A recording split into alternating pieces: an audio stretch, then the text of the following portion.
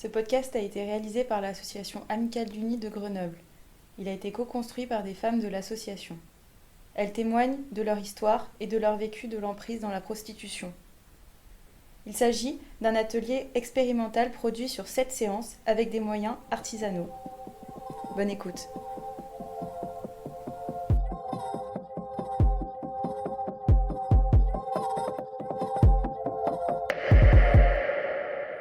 Moi, c'est Kevin, j'ai 36 ans, je suis prostituée.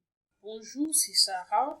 On parle pour les prostitutions, sujet de l'emprise. Salut, moi c'est Lavodie. Je vais parler de l'emprise.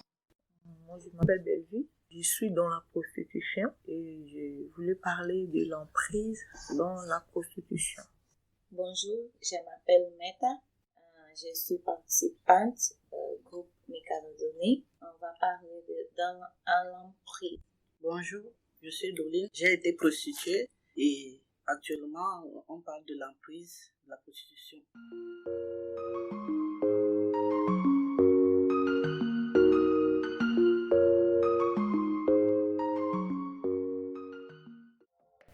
Belvie, qu'est-ce que l'emprise dans la prostitution? Le fait que quelqu'un prenne possession sur ta vie, il te manipule, il te dirige. Pour moi, je vais parler de l'emprise de ces sens.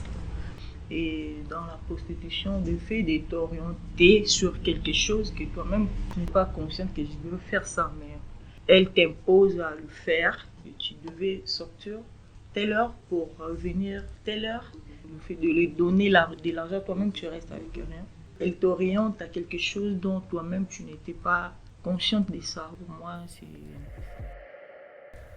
Selon moi, l'emprise c'est comme une morale de quelqu'un qui influence les autres. Donc, ça peut être un groupe de personnes qui manipulent les autres et s'en fait ça. Et Sarah, qu'est-ce que tu en penses?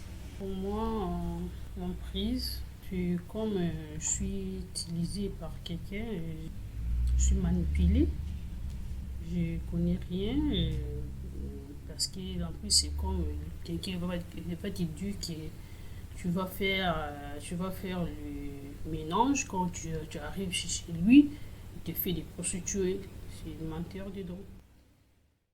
L'emprise, pour moi, c'est le fait de ne pas pouvoir prendre ses propres décisions, le fait d'être manipulé. C'est un peu ça, quoi. Et Kevin? Pour moi, l'emprise, comme vient de dire Doline, c'est ne pas faire des choses par toi-même, quelqu'un d'autre qui te manipule et la personne te demande de faire des choses que tu n'as même pas envie de faire, mais par contre, pour le moment, tu te dis que c'est bien, mais or, c'est pas bien. Pour moi, l'emprise, c'est ne pas vouloir se contrôler soi-même, c'est une autre personne qui devient comme un acquis. Donc, c'est ce que j'appelle l'emprise pour moi. Mais pour toi...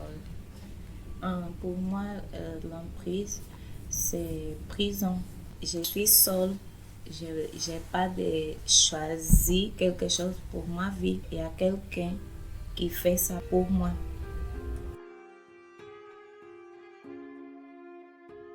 C'est ma fierté qui vous fait offense. Ne vous inquiétez pas, c'est rien. Je sais pourquoi. Je ris comme si j'avais des mines d'or au fond de mon jardin. Je me soulève, je me soulève, je me soulève, je me soulève. Tu peux nous parler un peu de ton expérience? Comment est-ce que tu as vécu tout ça? Je m'étais retrouvée entre les mains de quelqu'un, d'un homme. Il m'avait promis après ta vie va changer. Tu seras quand même une grande femme avec de l'argent. Mais par contre, il savait dans son cœur que c'est faux. Il arrangeait quelque chose. Il prenait mon argent après avoir m'instruire à la prostitution du coup. Et il prenait mon argent, il utilisait mon argent sans que moi-même je sois au courant de ça. À penser qu'un jour j'aurai tout mon argent et puis je serai une grande femme. Mais ensuite, ce n'était pas ça en réalité. Donc, voilà, je peux dire une manipulation. J'étais manipulée. J'avais compris après, j'étais sous l'emprise de quelqu'un. Quand moi, je me suis retrouvée dans un piège, j'étais en position de faiblesse. Donc c'est une dame qui m'a vendue auprès d'autres hommes. Et ils ont pris mes papiers, Je n'avais plus mes papiers avec pour me promener ou bien pour vouloir repartir de là où j'étais. Donc c'était pas difficile. Je me suis retrouvée dans l'emprise en ce moment-là. Donc pour moi c'était un piège. C'était juste un peu comme du chantage. J'étais ignorante. Ces hommes-là ont voulu faire de moi tout ce qu'ils ont voulu. J'étais devenue comme leur objet. J'étais devenue comme leur marchandise. Ils pouvaient me vendre comme ils veulent. Ils pouvaient m'utiliser et me violer. Soit me filmer en train de me faire des trucs. Ils se protégeaient eux-mêmes le visage, mais moi j'étais exposée. Mais pour moi, la prise, la prostitution, je perdis les valeurs des femmes. Je comprends qu'un jour je vais marier, un jour je vais créer une famille parce que j'étais manipulée. Mais moi, quoi, j'étais sur les prises parce que je ne me compte pas sur moi. Mais aujourd'hui, j'ai compris que je suis une femme, je suis une grande femme, je peux faire des choses bien pour les gens. Moi, j'étais sous l'emprise par une dame qui était venue me chercher au village en me proposant d'aller travailler ménagère chez elle. Mais une fois arrivée chez elle, elle m'obligeait à faire la prostitution. Donc, je n'avais pas de mots à dire. Je pouvais juste faire ce qu'elle voulait. Et c'est elle qui prenait presque tout l'argent. Mon expérience, c'est pas très bon parce que c'est très triste. Je me sens seule. Je me sens sans quelqu'un pour m'aider. C'est une sensation très triste. Vivre sur l'emprise, c'est vraiment vivre une galère parce que tu es obligé de faire des choses que tu n'as pas fait. Moi, je ne connaissais pas la vie des boîtes de nuit, mais j'ai été obligée d'accompagner les clients dans des boîtes de nuit, les accompagner à vivre leurs désirs, parfois obligés d'être sodomisés par force, parfois partir avec plusieurs hommes. C'est vraiment difficile d'être sous l'emprise, c'est compliqué.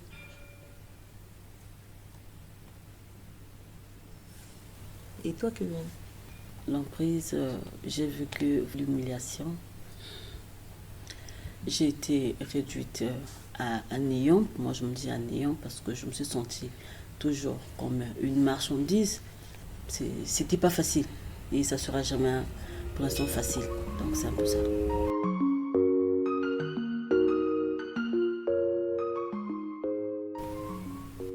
Et est-ce qu'il y a du risque dans la prostitution? Oui, bien sûr, c'est beaucoup. Hein. Où il y a des risques de perdre très vite et des risques de perdre pour fuir les enfants du monde parce que tu peux coucher avec les hommes 4 ou 5, tu couches matrice, il y a des risques de tout. Tout là-bas, c'est on fronte tout. Quand je suis devant les prostituées, je fronte tout dans la mort, je fronte tout. Quand je prends mon sac pour aller les prostituer, je fronte tout. Le risque de l'emprise, après avoir fait tout ça, tu te sens sale, tu te sens diminué parce que tu deviens un objet sexuel. Et il y a aussi la maladie, il y a aussi des clients qui sont un peu violents et des clients qui demandent à faire des choses. Parfois tu te trouves un peu déplacé, mais comme tu es dans ça, tu peux le faire. Mais quand tu refuses, il devient violent, il se dit que tu n'es rien, tu es un déchet. Tout ça, c'est pas facile. Je suis une fleur, quoi. Mais avant, je me prends comme que je suis poubelle. Je ne fume pas les cigarettes, mais quand un jour j'étais partie avec un client, ils m'ont obligé de fumer. Fume les cigarettes, c'est bon, fume. J'ai fumé. Et c'est déjà des risques parce que tu ne fumes pas. Ils t'obligent, fume. Prends les whisky, bois. Un jour, tu pars avec, tu as 4 clients, 5 clients, tu fais des partous, tu vas boire les whisky parce que tu ne mets pas là dans la tête. C'est des risques de vie déjà. Il y a plusieurs sortes de risques. Tu peux te rencontrer avec des clients qui sont un peu agressifs. Tu peux avoir plusieurs sortes de maladies si tu ne te protèges pas bien. Tu peux être traumatisé dans ta tête. Tu peux même se suicider à propos de tout ce qui se passe dans l'emprise. Si tu vois que tu es trop enfermé, donc tu peux faire de n'importe quoi.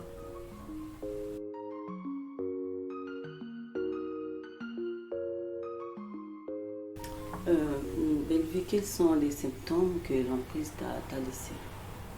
Premièrement, je vais dire la colère. Lorsque je me réalise que j'étais sous l'emprise de quelqu'un. Donc, ce qui m'arrive, ce qui me vient en tête, premièrement, c'est la colère. Pour moi, ça me rend que je ne vois pas les choses graves dans ma vie encore. Je vois tout normal. Quand quelqu'un me fait des choses ça pour me faire mal, je ris.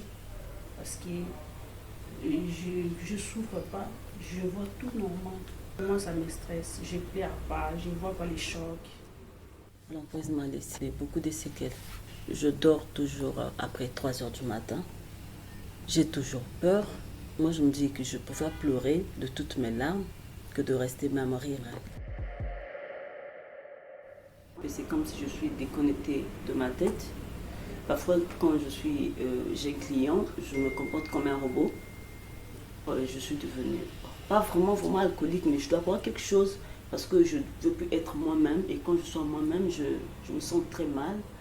Je fais confiance facilement et parfois je deviens un peu, comment dirais-je, un peu sur la défensive. Alors que parfois tu me dis quelque chose de bien, mais je suis toujours sur mes gardes. C'est comme si tout le monde peut me faire du mal, tout le monde peut me manipuler, tout le monde peut me mentir. Donc c'est un peu ça. Et je n'ai plus confiance en soi-même. Oui, moi, l'emprise m'a laissé avec beaucoup de problèmes. L'emprise m'a traumatisé. L'emprise m'a laissé dans un état de stress, le manque de concentration sur tout ce que je dois faire. Et la peur aussi. J'ai peur de me confier à n'importe qui. Mais grâce à Dieu, avec les psychologues, je parviens à surmonter les étapes. Dans la prise, elle laissait beaucoup de séquelles parce que moi, aujourd'hui, j'ai peur de tout, de toutes les choses. Moi, je ne confie pas beaucoup à quelqu'un. Je n'ai pas de confiance en moi-même. Moi, je ne confie pas de toutes les choses que j'ai passées dans ma vie. Ça, c'est sequelles qui est resté dans ma vie. Bien qu'ils aient enfoncé les couteaux, fait rouler nos têtes, cramé nos langues, bien qu'ils aient forcé nos voisins, arraché le fœtus, nous ne sommes pas mortes. Les os sont peaux, sous 26 années de terre, nous sommes toujours là. Raj Rabia, Régis José Galilée.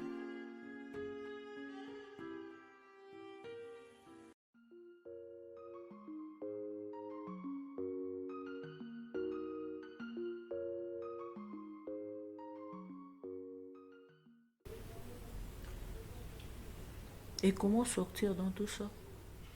On sort dans l'emprise quand on se rend compte qu'on est sous emprise. Mais quand tu sais maintenant que je suis sous l'emprise de quelqu'un, à ce moment-là, tu cherches des moyens peut-être de sortir, d'arrêter ce que tu es en train de faire. Si tu es séquestré, une manière peut-être de vouloir fuir. Si tu n'es pas séquestré, de dire non, ça je peux pas le faire. Mais quand tu n'es pas conscient que tu es sous l'emprise, tu trouves que c'est normal. Pour moi, je peux dire qu'il y a un problème de prendre décision. Si tu décides et puis tu peux prendre d'autres mécanismes. Puis après, tu peux faire aussi des efforts. C'est un problème de faire des efforts parce que quand tu es dans tout ça, tu es dans l'alcool, dans des drogues, dans toute autre chose. Peut-être si je prenais 3 bouteilles de bière peut-être avant de sortir, je commence par diminuer et je pense que ça va aller. Tu réalises que je suis sous ordre de quelqu'un, je peux dire. Donc je dois maintenant sortir. C'est un problème de conscience. C'est une décision. Donc c'est vrai que tu peux avoir de l'aide, oui. Tu vas avoir de l'aide, mais si et seulement si tu veux bien le faire, tu vas le faire.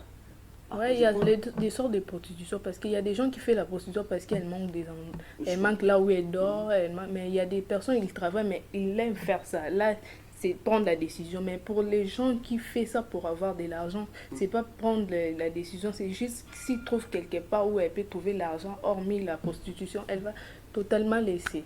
Donc ça revient à une décision. Quand je prends une décision, déjà, moi, je me dis, je le fais. Mais après avoir fait ça, quand je rentre à la maison, je me lave, je reste longtemps sous la douche, je me sens sale. Donc déjà, c'est déjà un déclic pour moi. Je me dis, c'est pas bien. Et dès que je peux travailler ou faire autre chose, je finirai par le laisser parce que je ne me sens pas déjà bien. Et Meta? Parce que pour sortir de l'emprise, c'est pas facile. Comme boire comme boire de l'eau, c'est pas facile, c'est très difficile. Et c'est une décision. Et j'ai pas oublié toutes les choses que j'ai passées dans l'emprise. Moi, j'ai arrêté la prostitution. Moi, j'ai sorti de la prostitution. C'est petit à petit. Pour sortir de l'emprise, c'est pas très facile. Quand tu es séquestré, par exemple, il faut qu'il y ait une faille pour d'abord fuir. Maintenant, je me dis, je suis sortie physiquement de l'emprise, pas émotionnellement, non, pas moralement, non. Je ne suis pas sortie de ma tête, je suis toujours prisonnière parce que je fais des cauchemars, je me sens mal dans ma peau. Je le vis tous les jours dans ma tête. J'ai eu d'abord un déclic. Je me suis dit, c'est trop, j'en ai marre, je suis quand même une personne, je ne suis pas un animal. Je ne suis pas même un animal, on peut bien traiter. Parce que moi maintenant, je suis bien. Pour ça, je pense que pour sortir de l'emprise, il faut parler avec quelqu'un que déjà elle passait pour cette situation. Il y a une association qui a aidé personne. Et moi aussi, j'ai participé de cette association à Mégalodonée. Oui, c'est ça. Et toi? Comment on peut savoir si on est sous l'emprise? Tu es avec des gens qui te dominent, qui t'envoient de faire des trucs. Mais avant, on ne savait pas ces mots-là. On a vécu des trucs, on ne savait pas les mots d'emprise. Vu qu'on est ici à l'amicale, on a introduit des sujets de l'emprise, on a compris de ce qu'on vécu avant, c'était de l'emprise. Moi, vraiment, pour sortir aussi de l'emprise, ça n'a jamais été facile. Moi, ça a été une décision vraiment difficile à prendre. Parce que moi, mon emprise était déjà très loin au niveau où ma vie était menacée. Je subissais des violences. Et la seule décision vraiment que j'étais obligée de prendre et que j'ai été conseillée à prendre, c'était de partir de mon pays d'abord. C'est d'abord de là que tout commence, que je me libère d'abord de mon emprise. Parce que au Cameroun, l'homosexualité est interdite, mais avec l'emprise, j'étais obligée de faire tout cela. Donc, j'ai été violentée et tout parce qu'on m'a trouvé avec une copine aussi. Donc, j'étais obligée de fuir d'abord mon pays pour mettre ma vie en sécurité. Pour sortir de l'emprise, pour moi, c'est d'abord le fait d'être libre, de pouvoir prendre mes propres décisions, de pouvoir savoir ce que je cherche, ce que je veux. Puisque la prostitution n'a jamais été ce que j'ai toujours voulu faire. Je l'ai fait parce que j'étais sous l'emprise.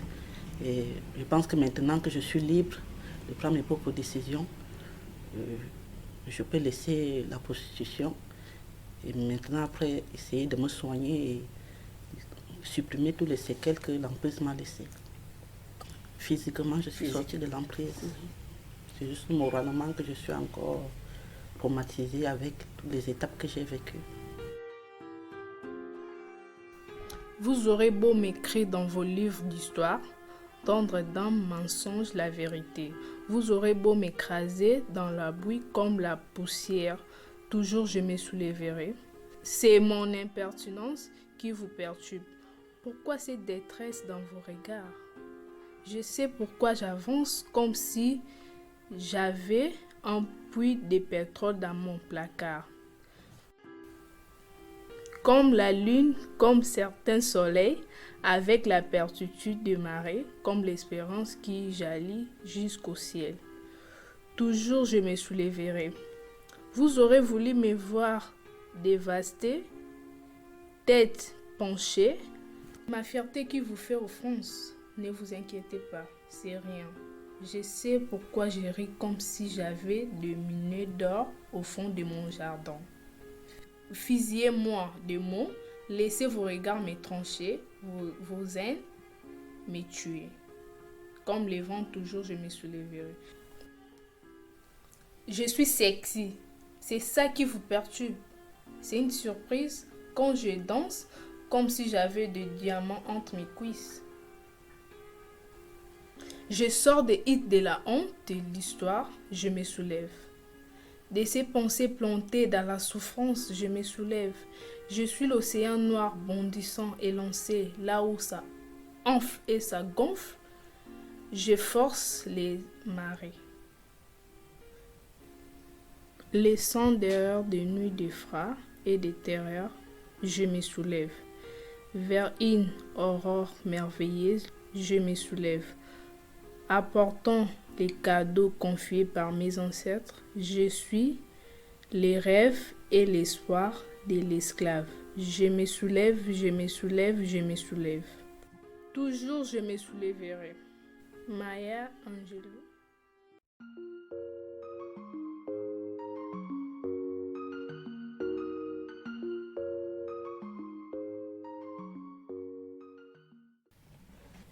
Si je pourrais donner conseil à d'autres personnes, que ça peut toucher quelqu'un qui a vécu la même situation ou bien qui est dans la même situation que moi, dès que vous vous sentez menacé ou vous sentez que vous faites des choses, c'est pas dans votre propre gré, c'est quelqu'un qui vous demande de le faire, cherchez à en parler à une personne de confiance, ou s'il y a des associations, allez-y, parlez.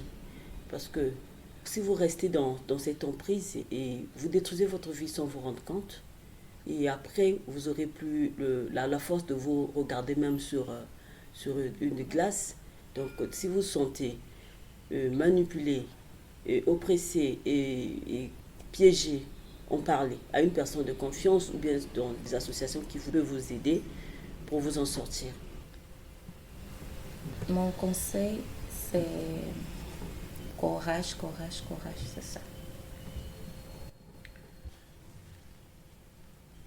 Oui, pour moi, je tiens d'abord à remercier Amicale Unie de nous donner l'opportunité de se rassembler comme ça et s'échanger. C'est vrai que ça remue le couteau dans les plaies, mais ça fait du bien de s'échanger avec d'autres personnes qui ont vécu presque les mêmes histoires que nous. Ça nous rend fortes et courage à tout le monde. Le meilleur viendra. Un mot pour clore. Si par exemple tu as remarqué que tu es sous emprise, la seule chose que tu peux faire, c'est de prendre une décision. Malgré tout, ça prend du temps. Donc, il faut prendre une décision, il faut faire des appels au secours. Ne te laisse pas faire, il faut relater aux gens. Peut-être qu'il y aura une solution pour toi. Donc, ne te laisse pas enfermer. Donc, il faut être fort, relater, parler. Beaucoup de personnes. C'est ce que je peux dire pour clore. Mes silences ne m'avaient pas protégé. Votre silence ne vous protégera pas non plus. Mais à chaque vraie parole exprimée, à chacune de mes tentatives pour dire des vérités que je ne cesse de poursuivre, je suis entrée en contact avec d'autres femmes. Et ensemble, nous avons recherché des paroles s'accordant au monde auquel nous croyons toutes, construisant un pont entre nos différences. Mbadigi nyananga jigi ye, mbadigi donga jigi ye.